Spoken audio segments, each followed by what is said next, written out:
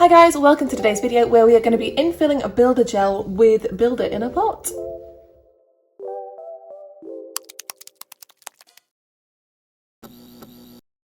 Okay, so Stacey's nails have been on for around 3 weeks and we are going to give them an infill. It's really annoying because the colour is showing up completely different on the camera to what it is in real life. On the camera it looks a lot warmer, but in real life it's a lot pinker. But anyway, here we go. So first thing that we are going to do is we are going to sanitize our hands using our hand sanitizer slash multi-purpose spray. And the other way for me please. Excellent. And now we are going to go in and remove slash debulk as much product as we can, removing any lifting. So Stacey doesn't have any colour on top of these, it is just the colour of the builder. So there's not going to be so much work to do, and I don't think there's any lifting at all. Let's have a real good inspection before we get started, shall we? So you can see no lifting, no chipping, absolutely nothing that I can see. So this is probably going to be really straightforward. So first thing I'm going to do is today I'm going to go in with my 5-in-1 bit from Lucy Pastorelli. If you don't use an e-file, you can absolutely just go in with your hand file, and if they have any gel polish on top of their nails, you're going to fully remove that. But we don't have any gel colour on, so what we are going to do is we're going to remove the top coat and we are going to debulk the product. So what we mean by debulking the product is we are going to thin it right out. This is always a good idea because it lets you sort of have a quick look at the nail health underneath if you thin it enough. It really depends on the colour that you are using though. So we use quite an opaque colour on this set of nails. So that is going to make it kind of a little bit harder to see, but I'm going to show you that you can actually file the product thin enough that you can sort of have an idea of what is going on underneath. Make sure there is no lifting of the natural nails, make sure there is no greenies, etc, etc. So I'm just going to do that for one nail just to show you guys what I mean. We have the tiniest bit of lifting right there. One little corner. It's really important that when you are doing your infills that you are getting any areas of lifting, because if you infill over an area of lifted product, that's when you might get pocket lifting, and that's where you might get greenies as well.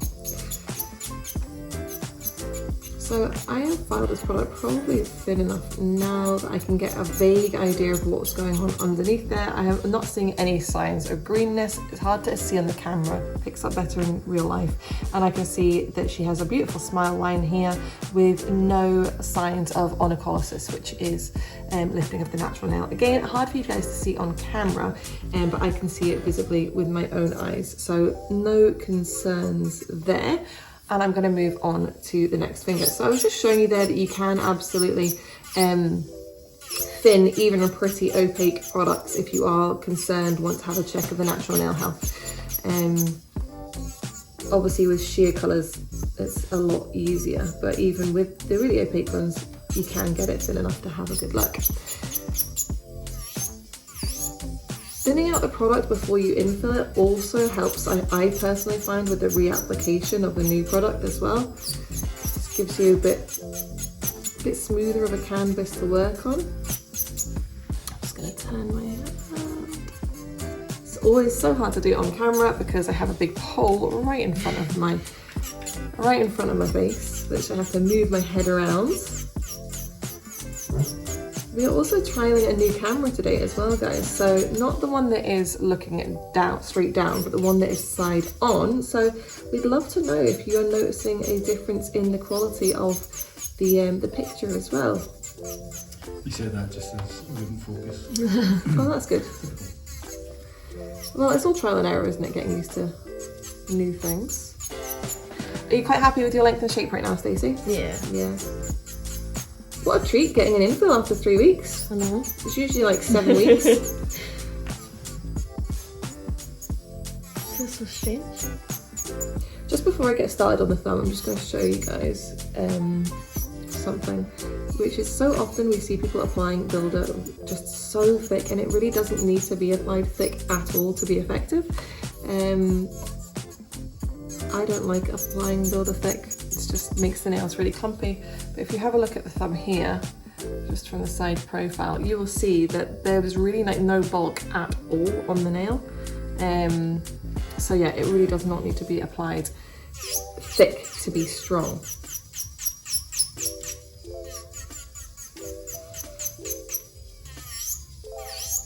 My recommendations for bits to use for debulking or removing gel polish and stuff like that before an infill would be to use something such as a 5-in-1 bit like I am using right now, a safety barrel, or just a barrel.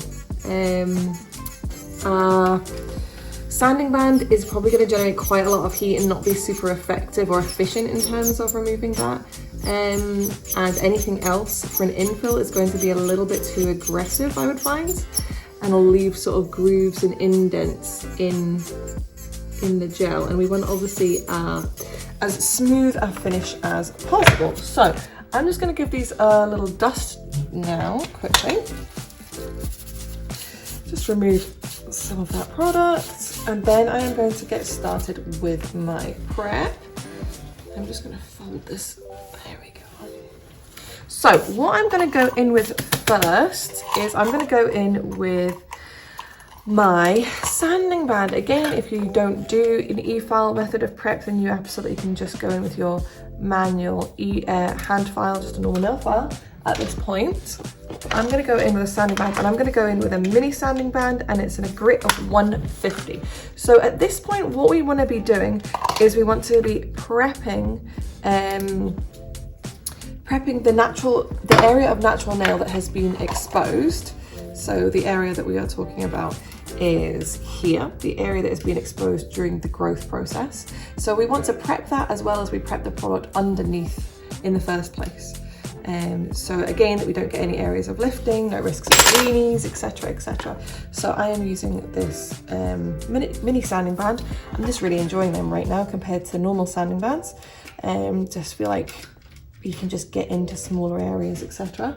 You okay there, Chris? Okay, so I'm going to use this at a speed of 5, and the first thing I'm going to do is I'm going to go in towards the cuticle, and I like to use my sanding band to sort of push back the cuticle and do a bit of my cuticle removal for me. And once I have gone over that natural nail area, I'm actually now just going to go over the products that we have left just really quickly, because I just want to smooth it out a little bit. If you have had any areas of lifting, you want to blend them as well, because you don't want a big sort of step in the product between the product and the natural nail. That's going to make your reapplication of product a little trickier. And now I'm going to move on to the next finger. So again, I'm going to use the sanding band to sort of push my cuticles, remove dead proteins from the natural nail plate, and then I'm just going to go in and smooth the product. I feel like you don't need to do this step so much if you were just doing, as in the smoothing of the product part, if you were just doing it, the debulking with a hand file. It's just because I've used an e-file that I feel that is, and again, it's not a necessary step, it's just something that I like to do, just to make my reapplication of the product a little bit easier.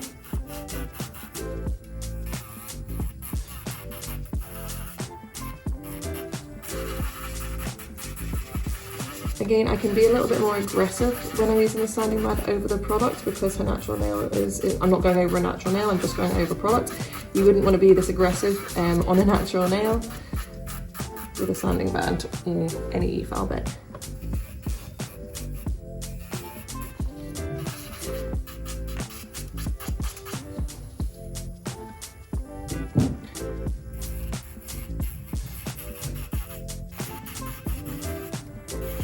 If you don't use an e-file, I would say for infills and for removal, it is going to change your life. Even if you don't want to use it for natural nail prep or anything like that, honestly, invest in a good e-file and invest in good training. It will really elevate your surfaces. Not only will it speed things such as removals and infills up, it will just elevate your finish, the quality of your finish as well.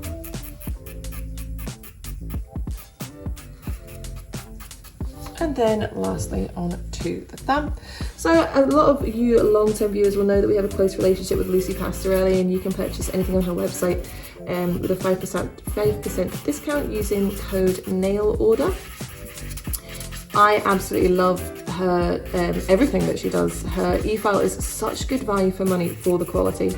It's a brushless motor, so you'll notice that it's really, really quiet.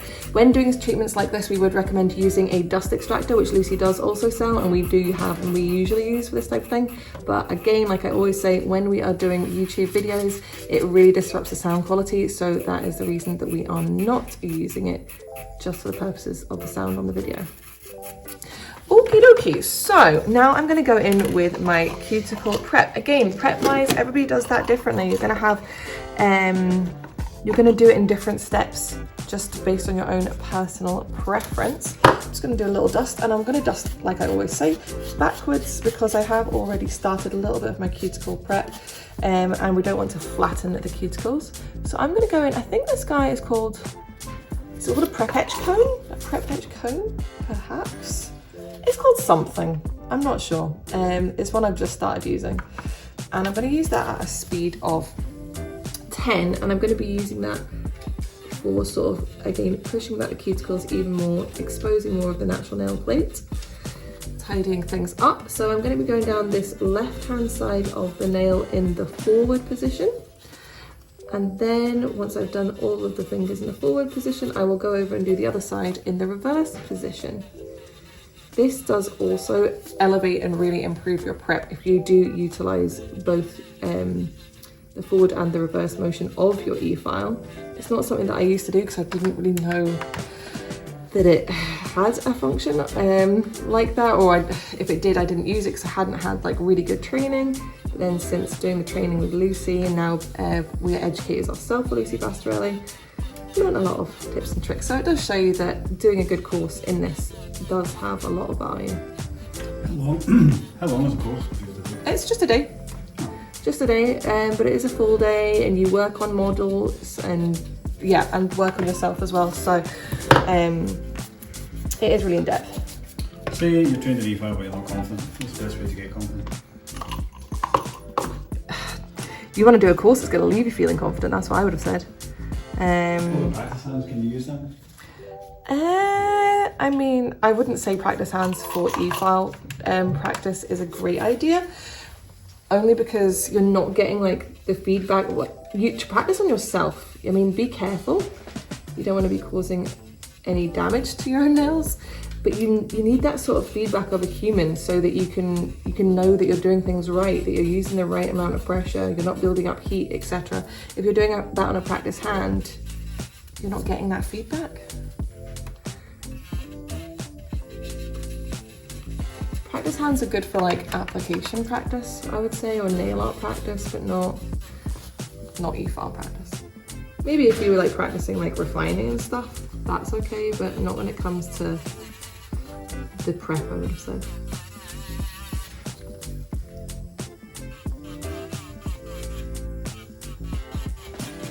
So this is a barrel piece that I'm just using just to polish up some of the dry skin. And then I'm just going to go in with my nippers, if I can find them.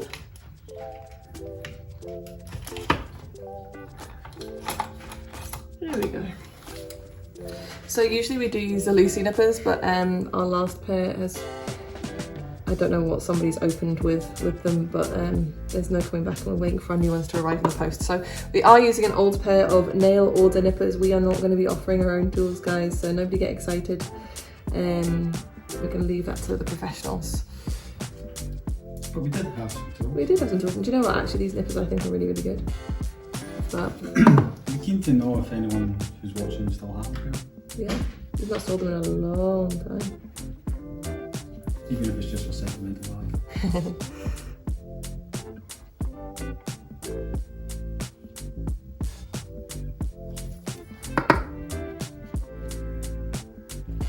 And then I'm just going to go in with a polishing ball just to tidy everything up.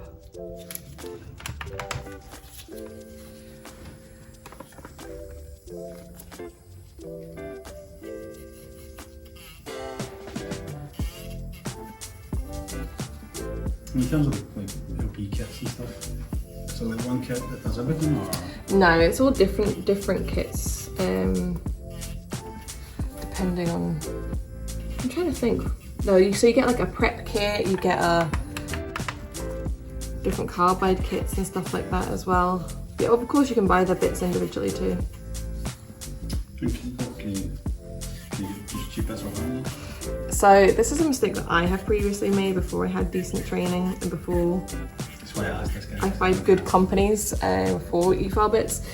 They may look the same, but let me tell you right now, they do not perform the same, and you are wasting your money by buying cheap bits off Amazon.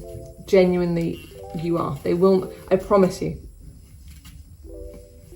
Even if you've invested in them before, grab yourself a decent bit from somewhere else, such as Lucy, and compare them. Honestly, you'll find such a difference. If you were to grab one from Lucy's website to try it, just to see the difference. It's so difficult, because it depends if you're using it for prep or for. Okay, so if it was for removals, debulking, etc., I would say the 5-in-1. If it was for prep, so diamond drill bit like what I'm using right now, this guy, probably maybe the mini pair. Is this the mini pair or the tiny pair? Something like that. But yeah, one of those bits. I think these are only like £7. They are not expensive, guys, but they are really, really good quality. It makes such a difference. What's going on with your camera, Chris? Showing some of the LPS that record as well. Oh, right, okay. So if anyone is close by and wanted to go and trial them. So we are located in Scotland, in Paisley, just outside Glasgow, for anybody who didn't know. And we do have a trade shop at our warehouse. So you can come in and have a look at everything, give it all a go.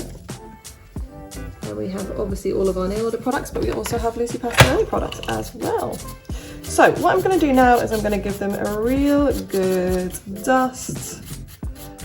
And I'm actually just going to give them a really quick tidy up with my nail file. We're not changing the shape or the length or anything like that, but just because obviously it has been a few weeks since they've been done. Stacey works in our warehouse, so she has a manual job, so they might just not be as nicely shaped as they were when they were originally done. So to be fair, they actually still look pretty good. They don't really look misshapen or anything like that, scraggly. So this is just builder, right? Yes. And it's builder you've had pretty much for the last few months, Lucy? Yeah. Yeah, Stacey only really gets builder, I think. It's June and Stacey hasn't had that many sets of nails, but she's had builder on for the full time. Because remember you had like, I think you had like 2 sets that were on for like 7 weeks or something. Yeah, back to back. So for 14 weeks, you only had 2 sets of nails. Not clear comfort. I think that's pretty good retention, considering they both work in a warehouse. Yeah. Yeah, I just think we've never had any issues with retention of Angel at all. We've only had really, really good results ourselves. Obviously when moving between systems, you know, there might be some little different things that you have to implement that you didn't do with your other system, or just something that you might need to do differently, or use a different lamp or something. But if you do this the nail all the way, go back and watch our videos. If you have been struggling with retention or anything like that, if you do it exactly the way that we do it, I guarantee your retention will be absolutely perfect. People always say, oh, how long should they last? In my opinion, nails should last they should last until you remove them. That is how long they should last, until you remove them or infill them. They shouldn't be coming off. That's a really good point. That's going to be the special though. How long should they last? They should last until you take them off. Do you think? Yeah. Pull this little thumb up a little bit. Okie dokie. So we are all prepped and ready to go. Going to do a really good dust, and I'm going to get rid of this mani mat, and you will meet us when we are priming even. Okie dokie. So first thing we are going to do, as always, is apply our X prime. Let's just check if anything else otherwise through there. And you don't need to apply this to the full nail, you only need to apply it to the area of nail that has been exposed. Because your gel that you're going to apply now is going to stick to the gel that is already there. Okay, so today we are going to be using colour Innocence, and we are going to be using it in a pot. So, that's a brand new pot as well, because usually we're using it out of the bottle. So I'm just going to open it up, and I'm going to give it a nice little stir as well. I can't grip it with the gloves. Flipping heck. Here we go. Ooh. Okay, so actually that's perfect. So you can see how that is. I'm gonna give it a good mix now. Because we're using it in pots, if you think about your bottles are kind of moving around. You move your bottle around when you use it, which pots don't have the benefit of that. So I'm gonna use, and this is an LP tool, and this is a multi-purpose tool, and it is absolutely perfect for mixing up our gel. So I'm just gonna give that a really good mix, which is gonna help with the viscosity and help with the pigment to be all nice and mixed as well. Bit of a messy job, I know, but something that does help.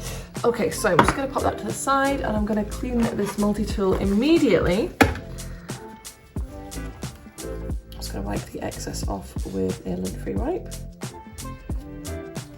And then I'm going to use our multi-purpose spray to really get it nice and clean.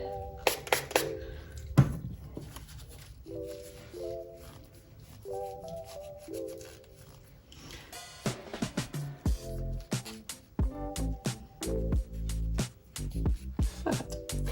Okie dokie, so that is us ready to go. I am going to be using our gel applique brush and our fine liner brush to apply the builder out of the pot. And the first thing we are going to do, as always, is we are going to apply a thin initial coat of the product. Exactly the same as when you applied your first layer of gel. You want to ensure that you are getting good contact between the brush and the natural nail, because this base layer is going to determine how good your retention is. And we've gone to all of that effort of prepping the natural nail. So we want to make sure we are getting the gel into all of those little etches and grooves that we have created. We're going to carry on and do this over all of the nails before we pop them in the lab to cure. Okie dokie, so that is our first thin layer cured. Now I'm going to go in and do essentially the same thing, where I am applying a second thin layer of the gel. Sorry Stacey, I'm kind of like breaking your finger, but It's alright. oh, it's the only way I can see around this bowl.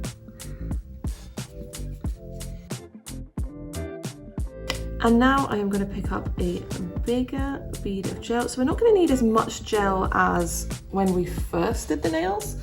And we want to be concentrating on this area at the cuticle, because that is where the growth is, and that is the area that is going to need most of the gel. What I tend to do with infills is I'll float it down sort of gently, and then by the time I get to the end, usually I'll sort of brush the gel down the rest of the nail.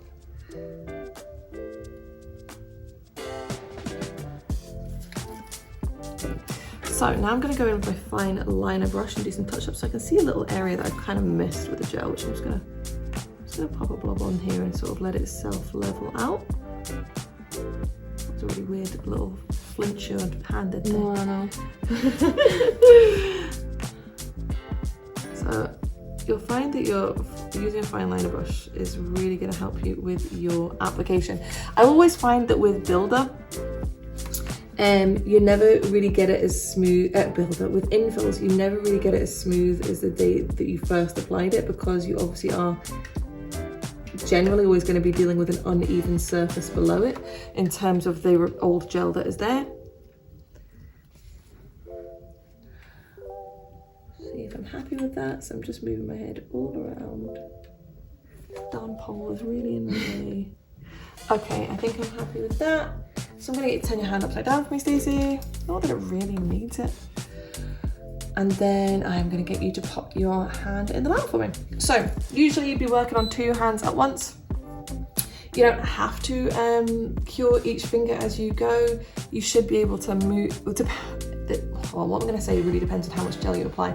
I don't do my builder that thick, so it's not then just like running down into the sidewalls, which is something that can happen if you're using too much gel and or it's particularly warm. Remember that the gel is going to become more runny with the heat of the body, and obviously if it's warm outside as well.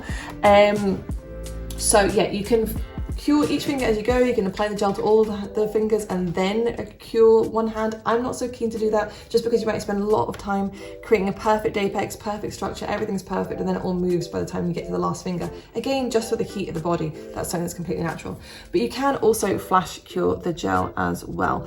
You can come out, Stacey. So that wasn't a full cure, but it's going to get the last 10 seconds of its cure when it goes in the lamp with the rest of the nails each time anyway, so I am not concerned about under curing.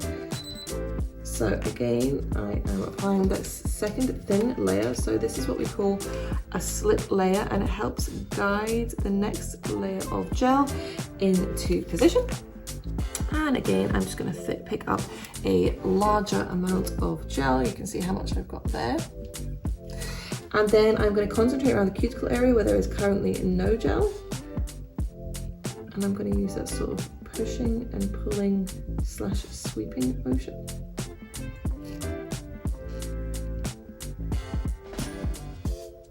So because it's infill, you apply a bit more on at the cuticle to fill it up. Exactly. And then reduce it as you go along to the free edge. Exactly. So instead of sort of floating it down the free edge, by the time I come to the free edge, I'm sort of just very lightly painting it down. Because this pole is in my head, I keep missing chunks on the side.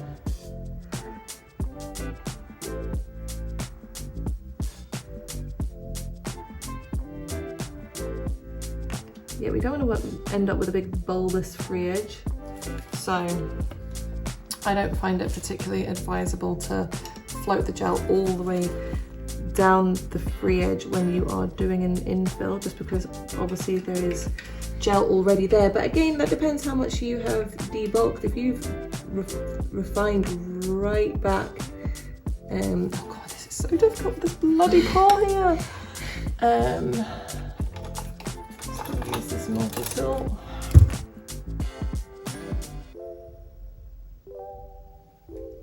Great, so I just used that multi-tool, which as you can see was really effective at getting rid of that little bit of gel that had just gone on to the skin where I couldn't see because of this darn pole. I know it seems like I'm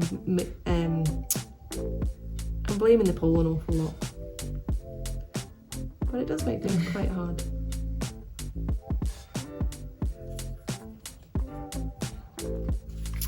So again, I'm just going in with my fine liner brush, just making any little adjustments I find necessary.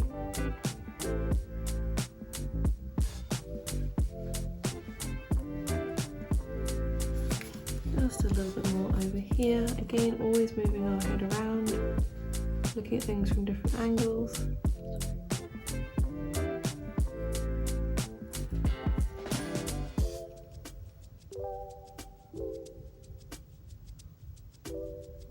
It's going all so well on this finger until somebody started phoning me, and then I got the gel on the finger and it's upset my rhythm here, guys. Okay, upside down for me on that one, please, Stacey.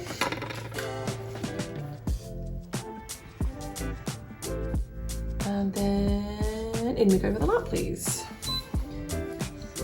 So I'm just going to flash cure this one so that I can move on. So when I'm flash curing, I usually flash cure for around 5 to 10 seconds, 10 seconds usually. Make sure the product that you're working with is suitable for flash curing. Yeah. Here we go. Because not all products necessarily are. Again, always following our manufacturer's guidelines when we are performing any treatment.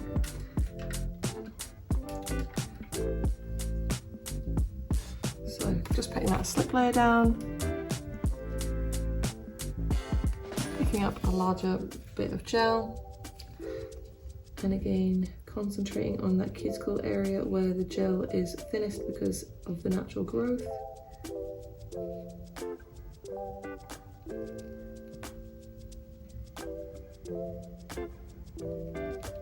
Working it down the nail. I'm actually going to put up just a tiny bit more. So now it's been a few weeks since we released the Builder in a Pot. What do you prefer? Builder in a Bottle or Builder in a Pot? I think Builder in a Pot it makes much more sense to me, personally, I would say. What do you think, Chris? Okay, I'll try that. I think with a pot it gives you so much more freedom and flexibility to use different brushes, which is, I think, a great way to use the product. But it also gives you freedom and flexibility to actually be able to use every drop of that product that you've bought as well. Yeah, but I think also, like, for instance, see when you, this is just my take on it, so don't take this as gospel, but I think when people started converting over to Builder in a Bottle, they use it in the same way as a nail polish, but then just build it up and build it up, make it thick and thick, you know? Thick and thick? Yeah, like thicker and thicker. There's no, I think the way you're doing it just now, there's a lot of skill involved. Does that make sense? It does. Yeah, Builder in a Bottle in many ways was the best and worst thing that happened to the nail industry. Yeah. Don't you think? I'm not saying Builder in a Pot's going to revolutionise it, but I do think, I don't believe, that it's going to change things ever so slightly. Also, it's so much better, more better value for money. Much better value for money. Okay, upside down for you, please, Stacey. So just to put in context, our Builder in a Pot is £20. £20. So you What's get almost double the amount for about 50% extra. Less than 50% extra. Pop your hand in front of me, Stacey. Extra cost. So it costs you £6 extra and you get almost double the amount. Yeah. So you get 25 grams instead of 15. Only drawback I would say is because they're bigger pots, they're harder to store. As in taking Yeah. much more room. If you were to try and bosh out 20 or 30 different builder colours, which you probably don't need anyway. We'll come up with something. That is our next task. We are That's going all. to come up with a good storage solution for it. So it'll look pretty. I just feel like the way they're sat there. Yeah. That's Stacey. Stacey's just showing where they are in our store. We want to swap that frontier over looks a bit That's one of them. hard done by. Yeah, I mean the regular displays really I've got ideas for it. Do not worry, guys. Actually, might get on that this afternoon.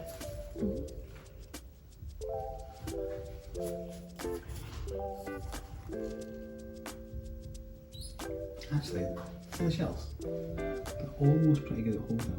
The temperature measured. Oh yeah. Definitely works. I think they may be quite good in draws. You know, if you get like nice little kind of draws and you pull them out, you see all the tops. Okay, upside down for you, please, Stace. Again, you probably don't need loads of colours to build it. You don't, but I think people, brands keep, I've never understood it. To me, Builder is just, I've said it 100 times, it's just like a strong base, a strong foundation in your pot, please, for your gel polish, for the designs and stuff that you want to create. But it's kind of like what you were saying, that people are using Builder gel like gel polish. They kind of want all the steps in one thing. Yeah. Which is why people want all the colours. We will certainly never be bringing them out in, I'm saying this now, no, we will not, in colours like, you know, red and burgundy and stuff. It's not suitable, it's way too Do pigmented. you think other brands have done it because eventually, you know what it's like, I always like to be releasing new products all the time. I reckon, I mean, obviously I can't comment on the reason that other brands do things, but I mean, I very much imagine it's because people have asked. You know, we you know, act on what our customers want. So if your customers are constantly asking for something, you're thinking, oh, why not? But yeah.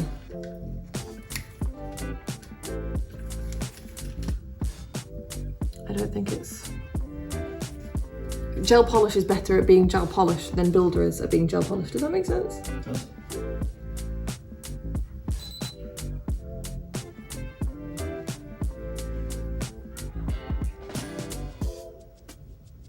Okay, just gently floating this down. Amy, our customer service rep, it seems to be outside on a phone call to a customer, and the customer thought she was from the radio. She was from the radio? Yeah. I'm guessing she was maybe like phoned in for some sort of competition. Oh no, and all she got was a phone call back from nail order. That's gutting, isn't it, really? Winning some festival tickets on Radio 1, and then Oh. just Amy.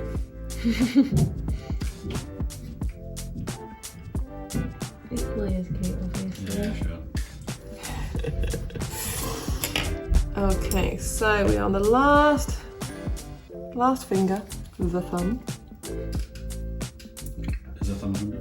Oh, I knew you were going to say that. I think it must be. Well, it is. Of course it is. Is it a digit? They're all digits. Sign doesn't mean digit. Could be station something like that.